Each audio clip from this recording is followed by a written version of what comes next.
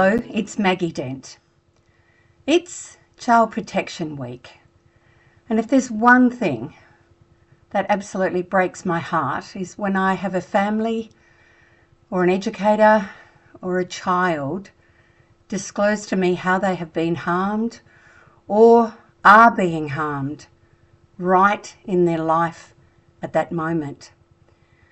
So as we go forward with our children and as teachers in schools, we need to be mindful that our children are being harmed at much higher levels than in previous generations for a whole lot of reasons.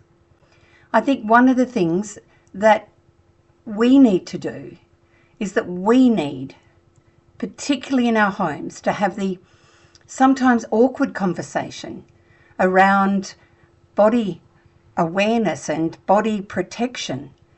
We need to have those ones that say quite clearly, no one has the right at any age to touch our private parts, and then even with consent when we understand what is happening. I've had so many children who've been badly manipulated by grown-ups about secrets and about things that they're going to do if they disclose a secret. Well, our children are frozen in those places. Evil does thrive in silence, so it won't if children are aware before anything could possibly happen.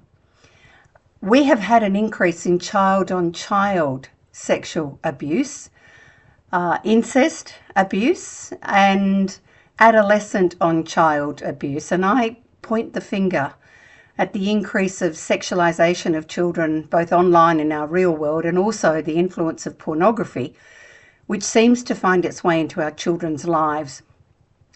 Awkward conversations.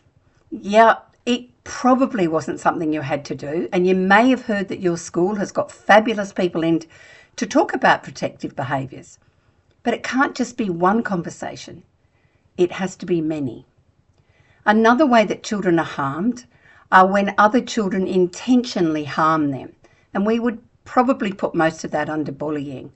Remember, childhood nastiness is children being children without a major intention to cause harm that is often repeated and also using an inappropriate balance of power. So there is a big difference, and I think we have to talk about it in our homes, because sometimes we may have the bully in our home and they need to know that it's not okay.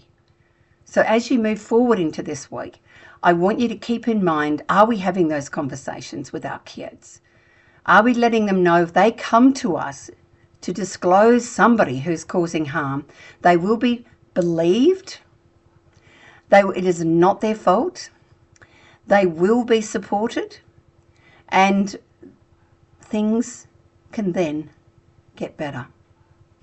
Please keep in mind that strangers do not perpetrate the most significant abuse of our children. Over 90% of the people who harm our children, they know. And many of them are very charming humans who manipulate grown-ups as well as children. Please have these conversations in your homes, amongst your friendship groups. We need to do better to keep our children safe.